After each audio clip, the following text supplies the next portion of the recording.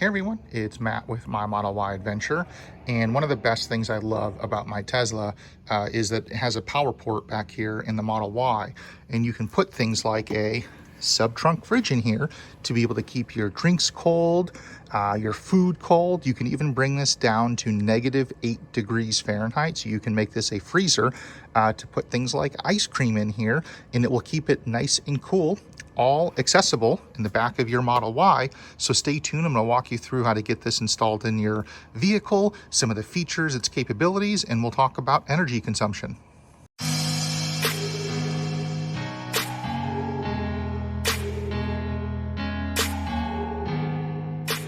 So I picked up this fridge from Tillyard, and it plugs. There's a plug on the right hand side here, and the wire I just have running all the way around in the back just plugs right into the power port here.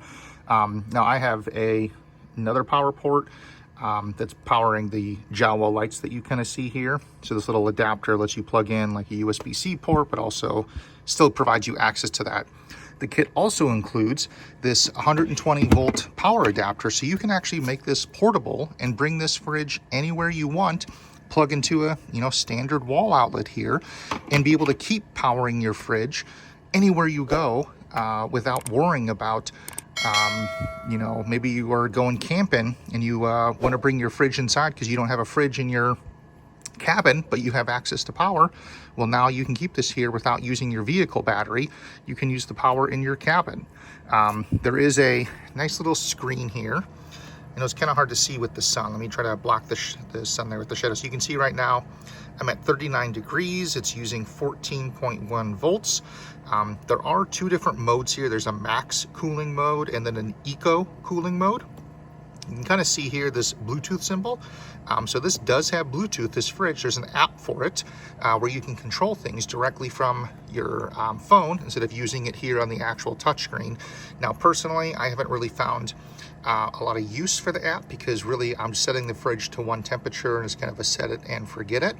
But if you maybe are camping and you are changing what's in here, maybe you have a bunch of frozen things that you use first, so you wanted to keep the fridge a lot cooler, and then you wanted to kind of maybe thaw it a little bit so it's not in the negatives, but maybe now it's 20 degrees Fahrenheit instead of -8. You can do that here. So to power this fridge, there's the port down here on the right hand side, and you can plug in either for the 12 or 16 volt, depending on I guess the low voltage battery type you have in your Model Y, or you can plug it in for the 120 volt wall outlet. But it's super simple. You just plug it in. There's nice grab handles here, and you can just put it right into your sub trunk. Now this does fit all Model Ys, including 7-seaters, and the Model Y Juniper. I do want to add though, for the 7-seaters, the sub trunk is not as deep as it is in the 5-seaters, so it does raise your it raises out of the sub trunk by about 1 inch or so. So I don't know how important that is to you if you do have a 7-seater. But then there's also these pads that you can see here. I have 1, 2, 3 over there. I have 3 on the right side. And the reason that I have these is to lift up the lid of the sub trunk, because you want some ventilation to be able to have the hot air from the compressor in the fridge have an exhaust path. So that just raises up this lid just enough on the sides. Let me see if I can show here. So you can kind of see my fingers fit in between here, and that is just enough room to be able to, let me get at the focus there. There we go. So your fingers fit in between basically, and that raises up the lid just enough so there's enough ventilation and breathing room in here. Now, in terms of storage, put the phone back here. The fridge has 35 liters of space. So there is tons of room. You bring the camera into over here. You can see right now I have 4 water bottles, a drink, and then a drink that my wife has. And this is just the bottom layer. And there is tons of space. I can literally fit my entire length of hand down and still have room. Another nice feature is there is a light here, so I'll put in a little clip at night of how this light makes it a lot easier to be able to access and see things in here. So I just wanted to showcase the fridge light. It is nighttime. It's about 10:30 at night or so, and I just wanted to show. So when I open the fridge, you can see this light here provides a ton of fantastic lighting to be able to see what's in here. So if you're camping at night, you're using this maybe inside or something with that 120 volt, there is lots of ample light provided by this right here. So it's a nice little addition to be able to still use your fridge regardless of being able to see. Again, just showcasing it. So I'll leave it open. I'll just stand back here to just really show how much light is actually being emitted from this little tiny, I'm assuming, LED. And we can see here, I have the fridge powered on. It's drawing 39-40 watts.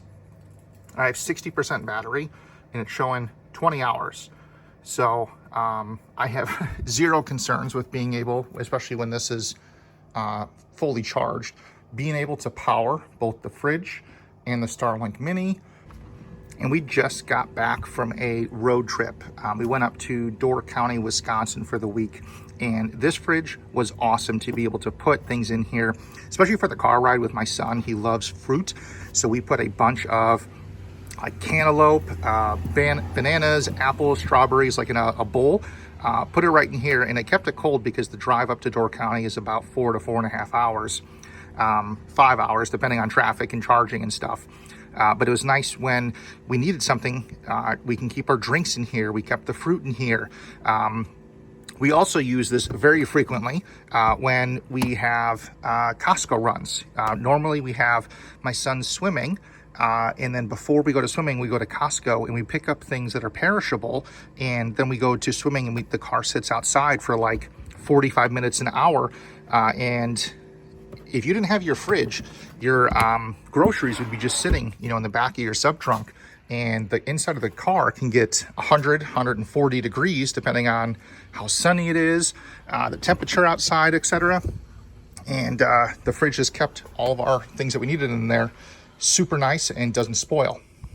Now, after using the fridge for, I think it's been about a week and a half, 2 weeks or so, some things I've noticed that I wish we're a little bit different. So one is having like a divider or some type of way to organize this inside. It's a huge space, and if you don't have like an organizer, a divider, or something, your drinks are just going to kind of slide everywhere in there, or whatever items you have in it. Secondly, I've noticed, I don't know if you can tell, but there is definitely some condensation going on around the inside here.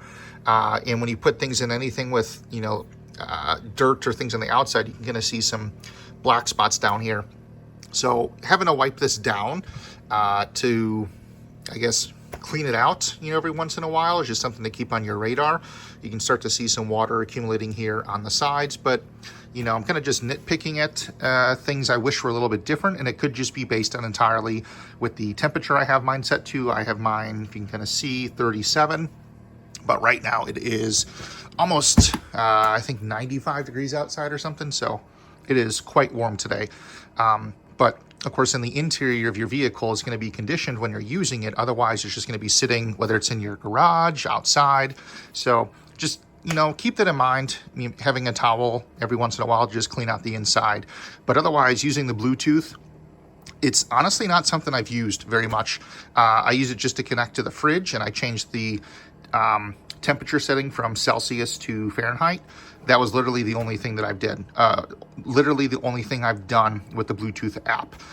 Because really, once you plug it in and it's plugged in, what do you need to change? So you, of course, can kind of change the temperature and stuff. So I have mine set for 37, but you can lower it, you can raise it, do whatever you want to do, all directly on kind of the screen. So you don't need the app for that necessarily. You can change it from, the eco mode to the max cooling mode. You can even see how much energy it's consuming here. But otherwise, this has been a fantastic fridge for me. I know that Tesla recently just came out with their own kind of like dual climate fridge, which is an interesting aspect. It is a lot more expensive than this. And I know it's been, I think, sold out. Like, it sold out very quickly on Tesla's website. So, keep that in mind. There are some competitors out here in the marketplace, but this one at least is working very well for me to keep my fruits, veggies, ice cream, drinks. You know, I always have just some water bottles in here, a drink for myself, for my wife's, my son. That way, if we're out and about and we get thirsty, but we don't have anything, we can just pull something from here. So I'll put a link to this down in the description. Again, I picked this one up from Tillyard, in code MyAdventure is going to save you, I think it's 25, 27, something percent, you know, pretty significant discount. Hope you found this content helpful. This was Matt from My Model Y Adventure. Thanks for watching.